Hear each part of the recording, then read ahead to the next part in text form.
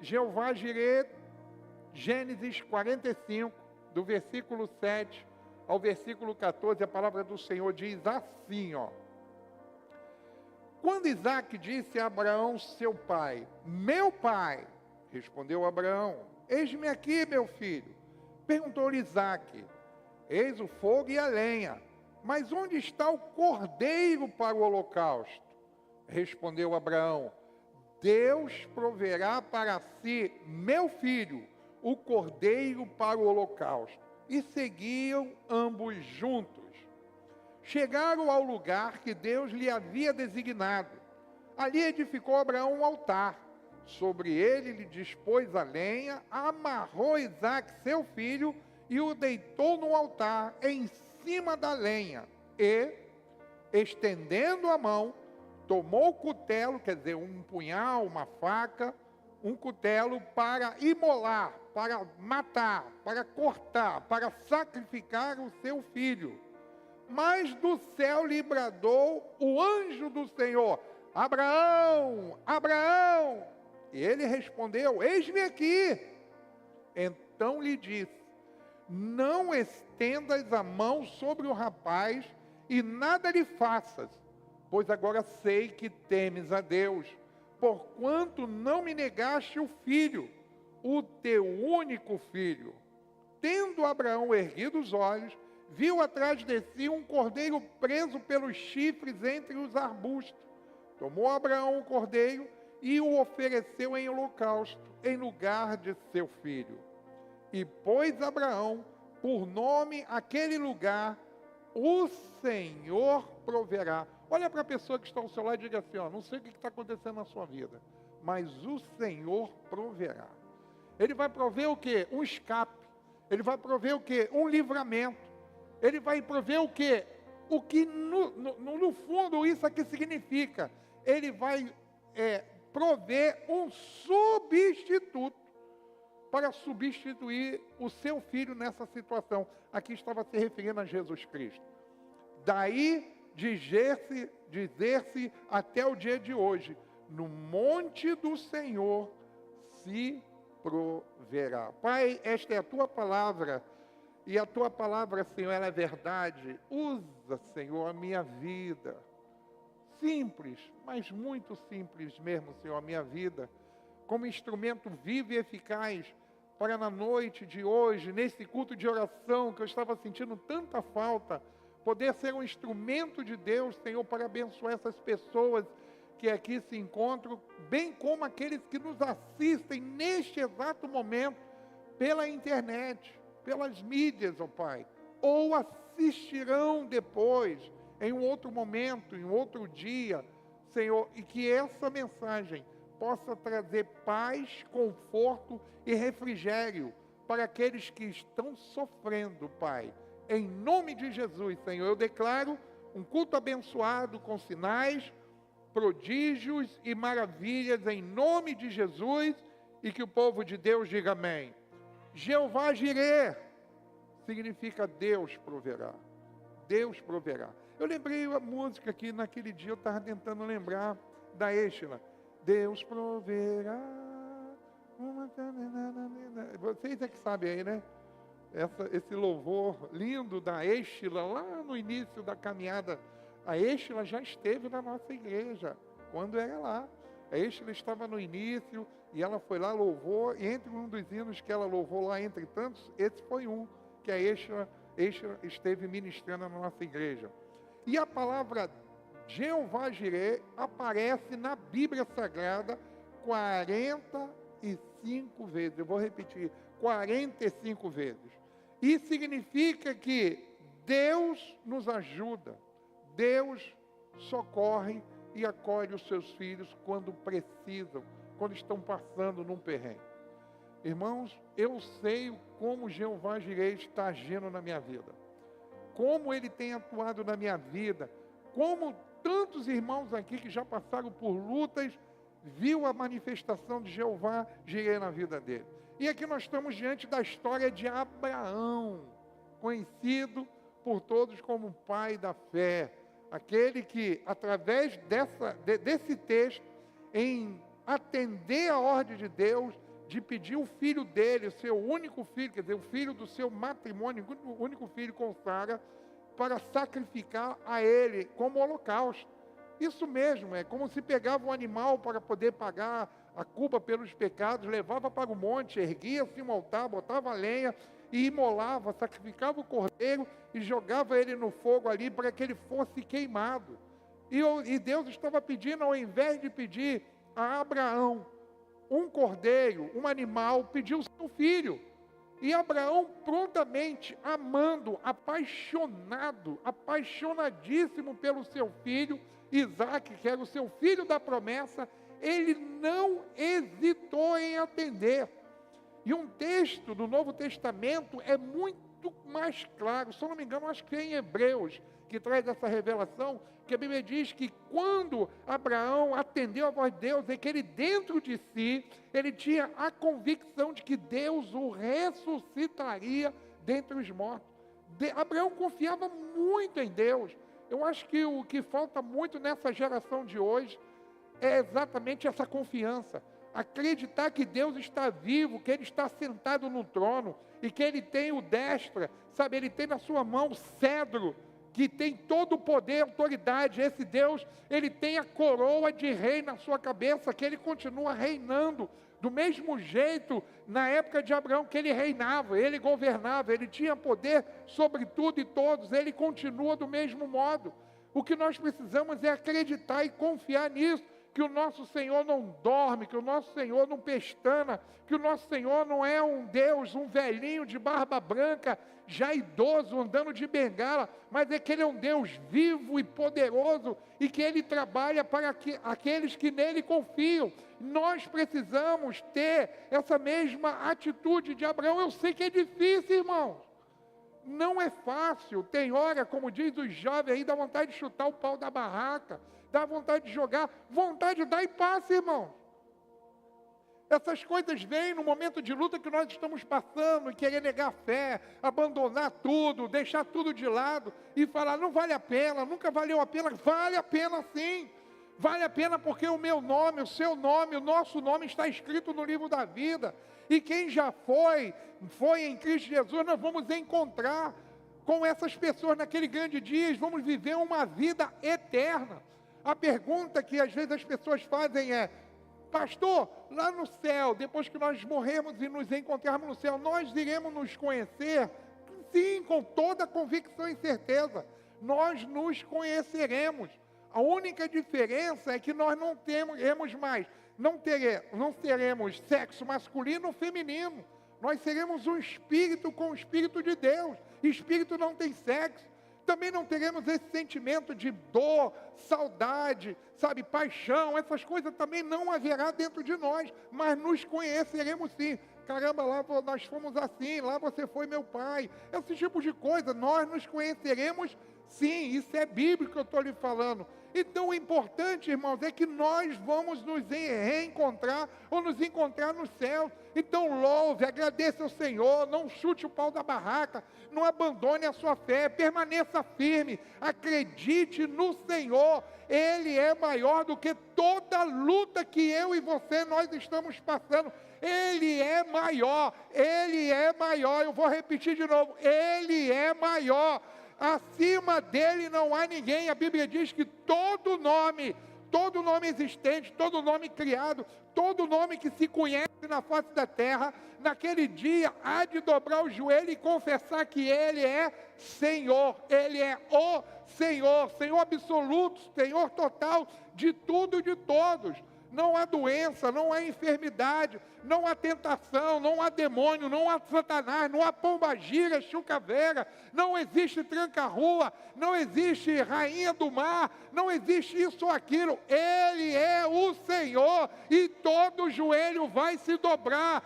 Todos aqueles que se levantam contra você, tudo aquilo que te ameaça, te amedronta, eles vão se curvar perante o nome do Senhor na sua vida. Não somente o nome, mais a presença de Deus na tua vida. Você é templo do Espírito Santo de Deus. Você é morada do Deus vivo. Você é maior. Maior é aquele que está em ti do que aquele que está nesse mundo. Nós precisamos exercitar em nós essa fé de Abraão, ao ponto de sacrificar o filho. Talvez você diga assim: pastor, mas como pode Abraão? Irmão, para pensar. Abraão, ele aguardou a promessa durante 25 anos. Deus havia dito, porque Sara era estéril. Ele falou: tu vai ter um filho que vai ser gerado por Sara. 25 anos ele aguarda a promessa. E agora o moleque está lá, o moleque existiu, o moleque nasceu, o moleque está bem, é um pré-adolescente. Deus vai e diz: me sacrifica a ele. 25 anos. Mas ele não negou.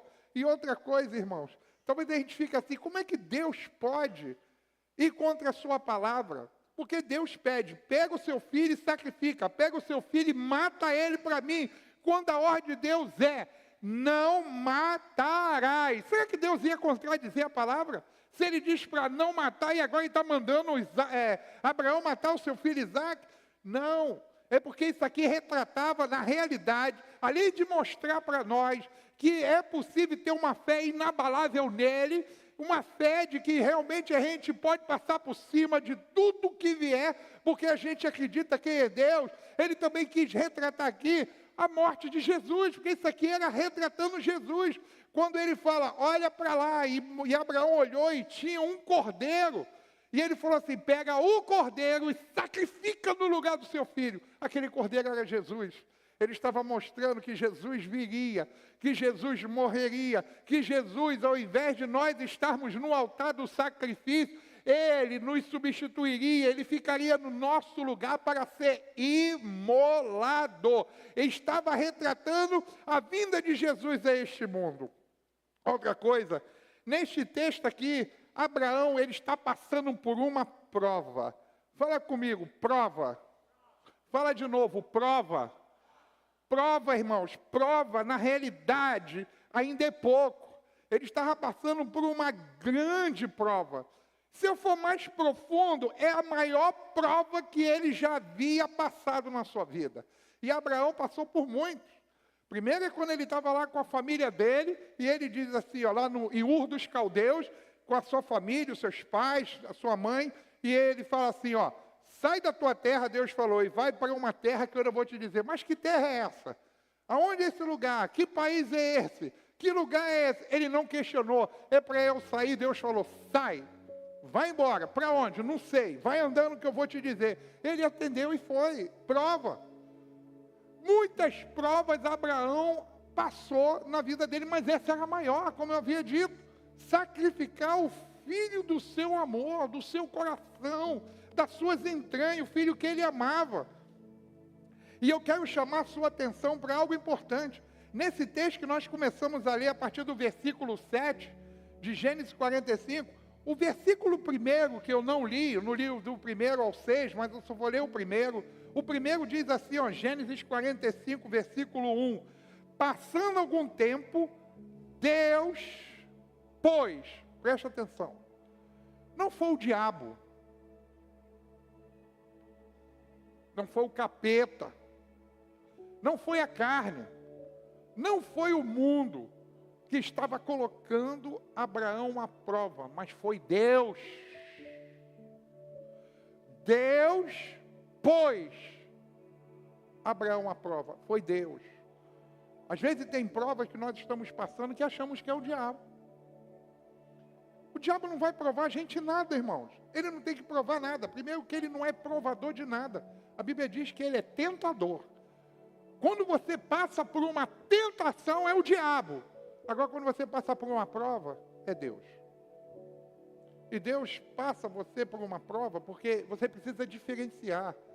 Qual é a diferença entre prova e tentação?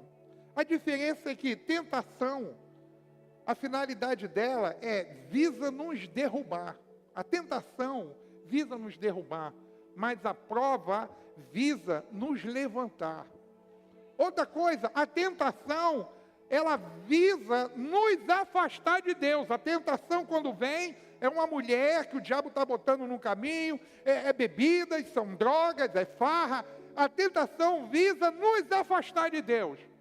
A prova, ela nos visa nos aproximar de Deus. Às vezes é um filho que foi tentado, e na tentação ele se afastou de Deus. E quando ele estava lá na gandaia, lembra do filho pródigo?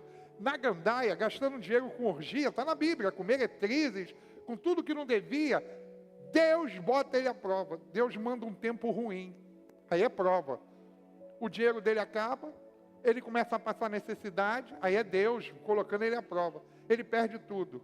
E quando ele perde tudo, é que ele começa a comer comida de porcos, passando prova. Isso é prova. É prova, meu filho, isso é prova. Aí ele fala assim, caramba, vou voltar. Porque a prova, ela nos traz. Tentação nos afasta de Deus. A prova nos traz de volta à presença de Deus. Tentação tem um propósito de enfraquecer a nossa fé. Eu vou repetir. Tentação tem o propósito de enfraquecer a nossa fé. Em contrapartida, a prova tem como objetivo fortalecer a nossa fé em Deus. Irmãos, a prova que eu estou passando, e agora eu sei que é prova, como minha fé tem sido fortalecida. Cada vez que a minha fé é provada, tu me dás a chance de ser um pouco mais. As montanhas e vales, desertos e mares que atravessam e levam para perto de ti. Minhas provações não são maiores que o meu Deus. Vai, Amanda. Não vão me impedir de caminhar. Olha só. Se diante de mim não se abrir o mar, Deus vai me fazer andar por sobre as águas. Por quê? Rompendo em fé, minha vida se revestirá do seu poder, rompendo em fé. E essa plataforma aqui já era Com acessível ousadia para todos. vou Agora, mover o essa aqui da nossa promoção do sobrenatural. Vou lutar e vencer, vou plantar e colher. A cada dia vou viver, rompendo em fé. A prova visa fortalecer a nossa fé que a tentação enfraqueceu. É diferente. E nesse caso aqui, Abraão não estava sendo tentado em matar e sacrificar o seu filho Isaque, mas ele estava sendo provado por Deus para ele ter essa fé que até hoje é exemplo para nós. Um exemplo a ser seguido. Aconteça o que acontecer, eu não vou entregar os meus pontos. Eu vou permanecer ali inabalável. Aí se eu for começar a cantar, começa a vir hino na cabeça, sabe? O vento sopra e me balança para lá e para cá, mas eu não caio não, e nem saio do lugar. Você está entendendo?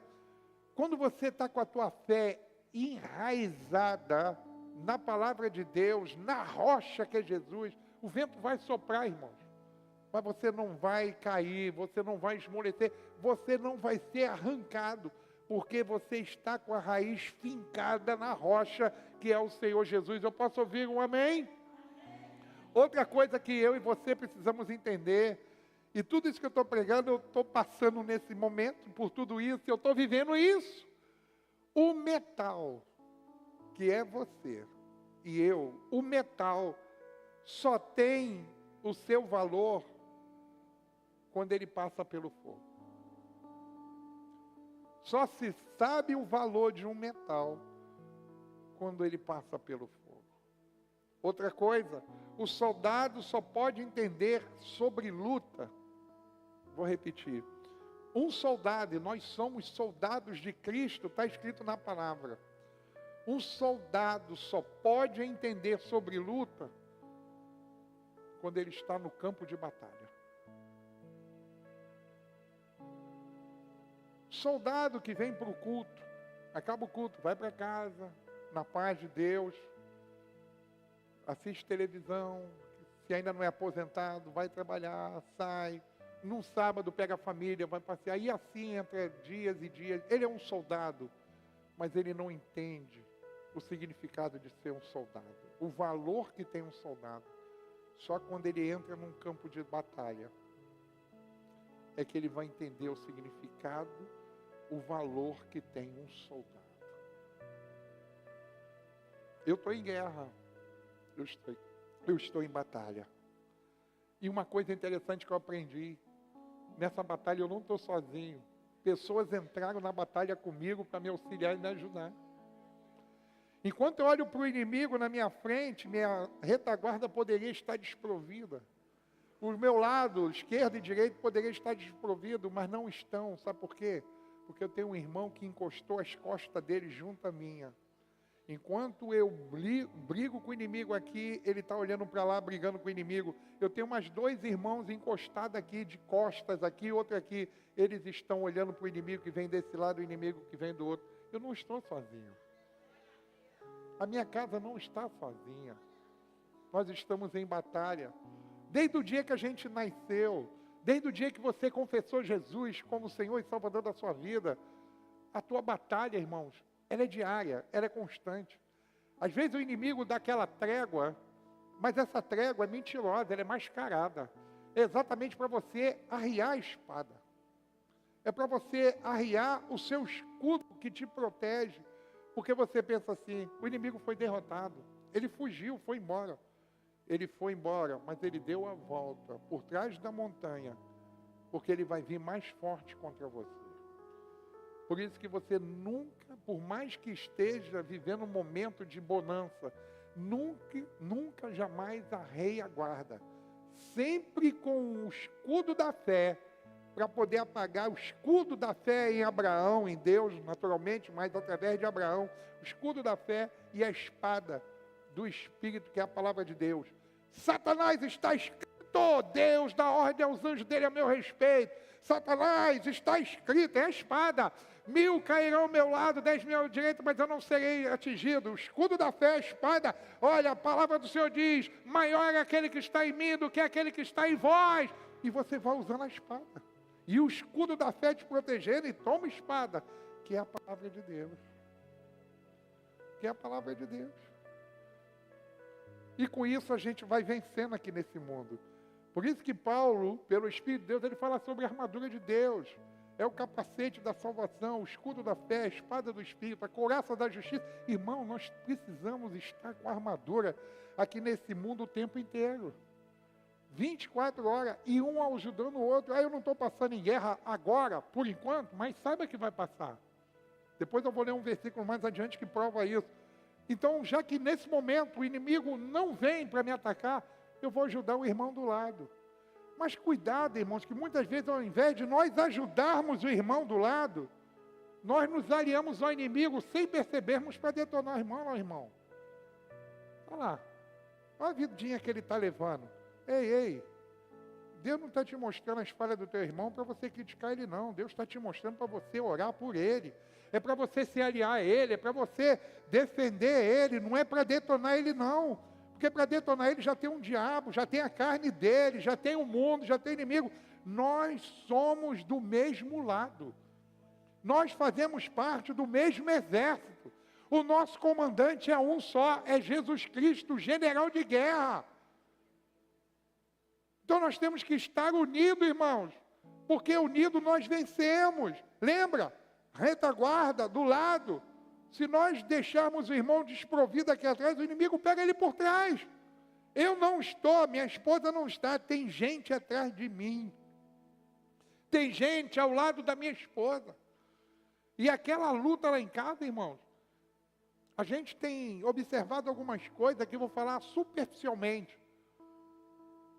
Porque existe doença normal que vem por causa das químicas, das bobagens que a gente come, por causa da irradiação do celular, que a gente fica o tempo todo dormindo no ouvido, uma hora, aquilo ali vai causar mal no teu cérebro. Gente que dorme com o celular do lado, ou fica com o celular no bolso, ou comida muito enlatada, sabe, linguiça, mortadela, sabe, essas coisas que são pressurizadas, isso aí o que tem de química. Então a doença vem, mas existe doença espiritual. Existe doença que é enviada pelo mal. E às vezes a gente está numa confusão lá, e eu digo às vezes porque eu estou pedindo uma confirmação de Deus, mas parece que Deus tem revelado que uma enfermidade na minha casa parece que é uma coisa espiritual. Por revelações, que eu não posso entrar em detalhe, não é revelação de alguém que falou, não, a gente está vendo.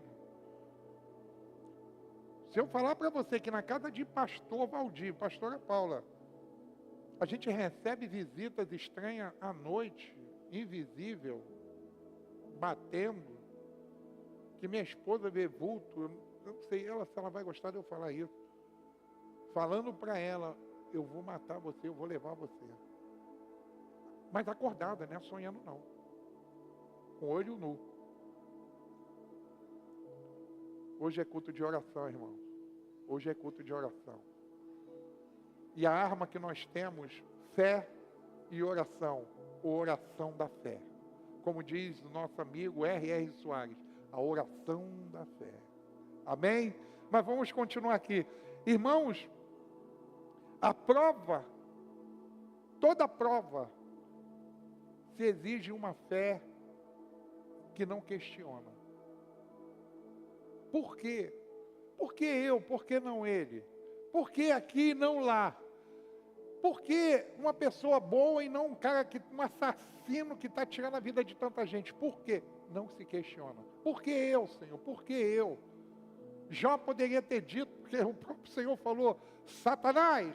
Aí Satanás, fala, Senhor, porque ele tem que falar que ele é o Senhor. A Bíblia diz que toda língua confessará que ele é o Senhor, inclusive a língua de Satanás. Fala, Senhor, viste o meu servo Jó, homem reto, temente a Deus, que se desvia do mal. Homem reto, temente a Deus, que se desvia do mal. Por que que ele perde 10 filhos num único dia? Morreu os 10 filhos, num acidente. Caiu a casa, matou os 10. Logo depois, a gente não sabe se isso aconteceu no mesmo dia, algumas horas, alguns dias depois, a gente não entra em detalhe. Aí vem, ele perde tudo, toda a riqueza, ele era o homem mais rico da época dele, ele perdeu tudo. A Bolsa de Valores quebrou, ele foi a zero, perdeu assim, ó. E para completar, não se sabe também se no mesmo dia, algumas horas, alguns dias depois, o corpo dele fica cheio de tumores malignos, doenças. Ele fica pele e osso. Em nenhum momento ele disse, por que eu, Senhor? O Senhor não disse que eu sou um homem reto, que eu temo ao Senhor e que me desvio do mal? Por que o Senhor fez isso comigo? Por quê? Ele amaldiçoou o dia que ele nasceu, ele amaldiçoou o ventre que gerou ele, ele fala tudo isso, mas ele não questiona Deus. Ele fala contra si próprio, mas contra Deus, pelo contrário. Ele vira para a esposa dele e diz, minha mulher, tu falas como uma louca, se Deus me deu bem, também não vou receber o mal dele. Deus deu, Deus tomou, bendito seja o nome do Senhor. Fé não questiona a prova que passa. Procura entender por quê. Por quê? Porque tem um porquê. O que o Senhor quer me ensinar nisso? O que eu preciso aprender? Talvez eu não precise aprender nada, mas talvez pessoas que vão ver o milagre que vai acontecer na minha vida, vai transformar a vida de muita gente, vai levar muita gente à salvação. Você está entendendo? Às vezes Deus usa algo sobrenatural em nossa vida que parece ser terrível, mas lá na frente Ele te dá um livramento que as pessoas se convertem. É um instrumento. Quem foi que pecou para esse miserável nascer cego? Foi a mãe dele, foi o pai dele, foi ele mesmo que pecou para que nascesse cego. Jesus fala, não foi ele, não foi o pai dele, nem foi a mãe dele. Isso aconteceu com ele para que a glória de Deus, para que o nome de Deus possa ser glorificado. Ser curado, foi curado. Oh, glória a Deus, glória a Deus. Toda a multidão cumpriu o propósito de Deus. Agora, e caminhando para o final, eu ainda tenho um tempinho, 18 minutos, 19, tá certo?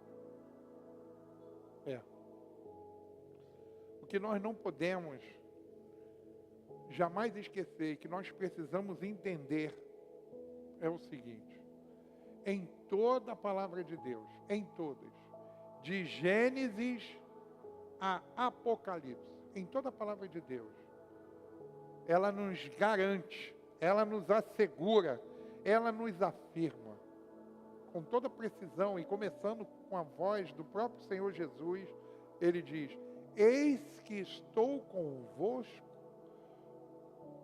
todos os dias, até a consumação do século. O que Deus está falando aqui, irmãos, nós não estamos sozinhos. Eu estou passando pela prova, vem outro louvor, vai passando pela prova dando glória a Deus. É difícil cantar essa música, ainda mais que ela é animada. Se fosse assim, vai passando pela prova dando glória a Deus. Mas vai passando pela prova dando glória a Deus. Ainda cantar no ritmo de marchinha, cara. Como é que eu vou cantar essa música do jeito que eu estou vendo minha esposa sofrendo? Mas é isso, é loucura. É loucura. É coisa de doido. Por isso que a Bíblia diz que, quando se referia a Paulo, que os crentes são malucos. Chamaram Paulo de peste, que contaminava os outros com esse evangelho que ele pregava, o evangelho de melhores e superiores promessas. Falava que o que ele falava contagiava, contaminava todo mundo. Que o povo é louco, que o povo até hoje chama crente é maluco. Já viu na televisão? Todo crente é maluco. Somos mesmo. Somos malucos por Jesus, somos malucos pela palavra, pelo que está escrito, coisa que eles não acreditam. Que eles tentam deturpar, mas nós acreditamos piamente no que está escrito aqui, ó. Sem nenhum tio, nenhuma vírgula, nós acreditamos nisso.